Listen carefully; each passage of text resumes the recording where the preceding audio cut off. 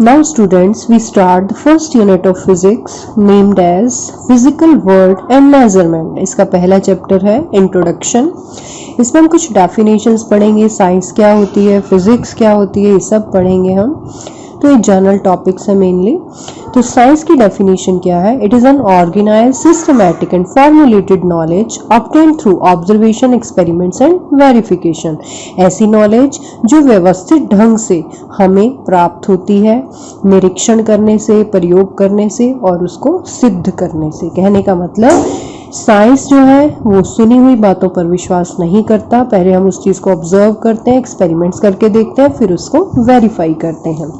Now scientific methods, तो systematic, observation, reasoning, इसके कुछ पार्ट्स हैं। मीन सबसे पहले हम व्यवस्थित ढंग से किसी चीज़ को ऑब्जर्व करते हैं, फिर उसका मॉडल बनाया जाता है, फिर उसकी प्रेडिक्शंस दी जाती हैं, उसके रिलेटेड लॉज दिए जाते हैं। उसी को हम क्या कहते हैं? Scientific method. तो एक सिस्टमैटिक तरीका है, उसको हम कहते हैं scientific method. Now theory, behaviour of a physical system. कोई भी हमारा भौतिक सिस्टम है, भौतिक निकाय है, उसका बिहेवियर कैसा है, उसकी क्या क्या प्रॉपर्टीज है, उनको हम कुछ लॉज के रूप में व्यक्त कर देते हैं, कुछ नियमों के रूप में व्यक्त कर देते हैं और उन नियमों को हम क्या कहते हैं? थ्योरी कहते हैं।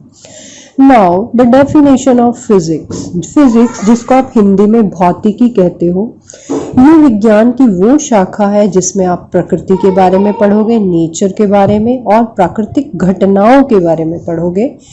तो ऐसी ब्रांच को हम क्या कहते हैं? फिजिक्स कहते हैं।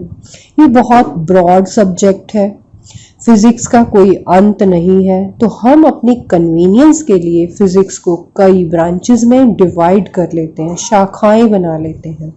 तो जिनमें से कुछ ब्रांचेस के बारे में अभी हम डिस्कस करने वाले हैं। फर्स्ट है मैकेनिक्स, जिसको आप हिंदी में कहते हो यांत्रिकी। It deals with the orderly motion of the objects. ये orderly motion, व्यवस्थित ढंग से वस्तुओं की गति के बारे में स्टडी करते हैं। इसमें मीन्स लो स्पीड से ऑब्जेक्ट्स चल रहे हैं। मैक्रोस्कोपिक वर्ड में माइक्रो मतलब बहुत छोटा होता है, मैक्रो मीन्स थोड़ा लार्ज स्केल का। जैसे सड़क के ऊपर, रोड के ऊपर व्हीकल्स चलते हैं तो उनके मोशन को आप किस में काउंट करोगे? मैकेनिक्स में। Now second part is thermodynamics. Thermodynamics. Thermo is related to temperature and heat and dynamics is related to motion. तो जो गतियां ताप और ऊष्मा के कारण होती हैं तो उनकी स्टडी को हम क्या कहते हैं? Thermodynamics. It deals with the disorderly motion. इसमें अव्यवस्थित ढंग से पार्टिकल्स की गति होती है। जैसे आप किसी गैस के टेम्परेचर को बढ़ा देते हो तो गैस के पार्टिकल्स किसी एक पर्टिकुलर डायरेक्शन में नहीं जाते, रैंडमली कहीं भी जा सकते हैं। तो इस टाइप के मोशन को हम क्या कहते हैं? Disorderly motion and it is related to heat and temperature. Now third part of physics हम जो स्टडी कर रहे हैं वो है इलेक्ट्रोमैग्नेटिज्म, विद्युत चुंबकीयता। इलेक्ट्रो मीन्स विद्युत से संबंधित है, मैग्नेटिज्म चुंबकीयता से रिलेटेड है। तो इसमें हम क्या क्या पढ़ेंगे? इलेक्ट्रिसिटी के बारे में भी पढ़ेंगे, मैग्नेटिज्म चुंबकीयता के बारे में पढ़ेंगे या विद्युत चुंबकीय तरंगों के बारे में पढ़ेंगे। Now fourth one is sound. Sound को आप हिंदी में क्या कहते हो? ध्वनि। तो ये फिजिक्स की वो शाखा है जिसमें आप ध्वनि तरंगों की प्रकृति या गति के बारे में स्टडी करोगे।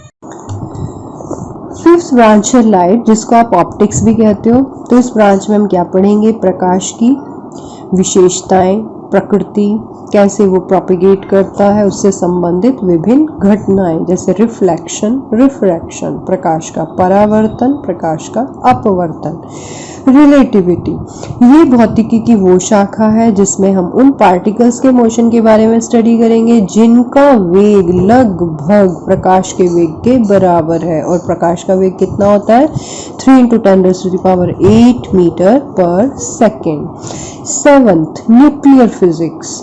इसमें हम न्यूक्लियस, नाभिक के बारे में पढ़ेंगे, एटम्स के बारे में पढ़ेंगे। इसके अलावा भी फिजिक्स की बहुत सारी ब्रांचेस हैं, ये हमने कुछ ब्रांचेस को एक्सप्लेन किया है। अब हम डिस्कस करेंगे कि फिजिक्स का साइंस की दूसरी ब्रांचेस से क्या रिलेशन है, वन बाय वन।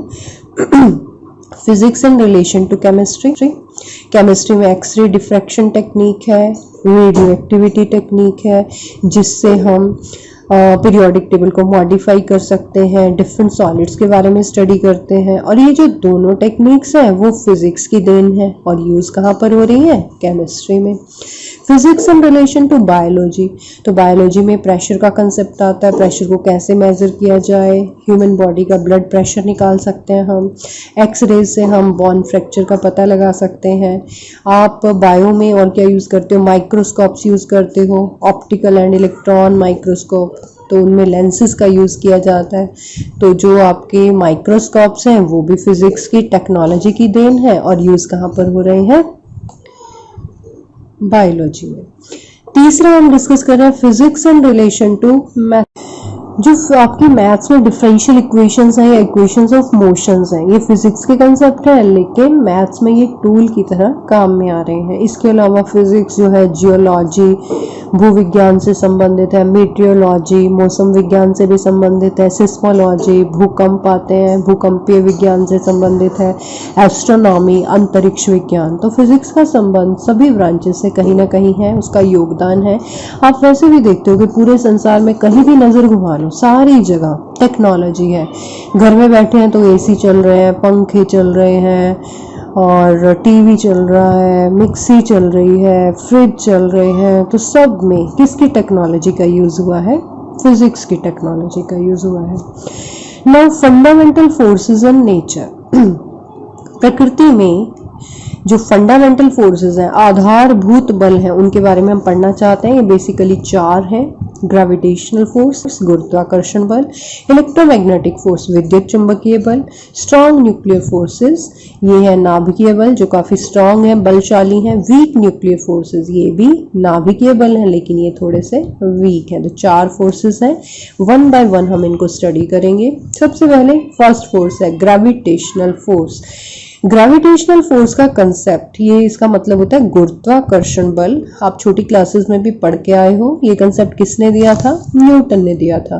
तो न्यूटन के अकॉर्डिंग हमारे यूनिवर्स में कोई भी ऑब्जेक्ट है वो दूसरे ऑब्जेक्ट को एक फोर्स से अट्रैक्ट कर सकता है और उस फोर्स को हम क्या कहते हैं, ग्रेविटेशनल फोर्स। और ये फोर्स ऐसा है कि दो वस्तुओं के मासेस के प्रोडक्ट के डायरेक्टली प्रोपोर्शनल है और उनके बीच के डिस्टेंस के स्क्वायर के इनवर्सली प्रोपोर्शनल है। तो ये जो भी हमने अब लैंग्वेज पढ़ी है उसको हम एज अ मैथमेटिकली फॉर्म में लिख सकते हैं। हमने 2 ऑब्जेक्ट्स ले लिए ए एंड बी, दोनों के मासेस हैं m1 एंड m2, दोनों के सेंटर्स का डिस्टेंस है r। तो न्यूटन के ग्रेविटेशनल लॉ के अकॉर्डिंग ये जो फोर्स F है, जो ग्रेविटेशनल फोर्स है वो किसके प्रोपोर्शनल है, m1 और m2 के प्रोडक्ट के प्रोपोर्शनल है। और r स्क्वायर के क्या है, इनवर्सली प्रोपोर्शनल है। तो हमारे पास आ गई 2 इक्वेशंस। अब हम इन 2 इक्वेशंस को कंबाइन कर देंगे जिससे हमें क्या मिल जाएगा, ग्रेविटेशनल फोर्स।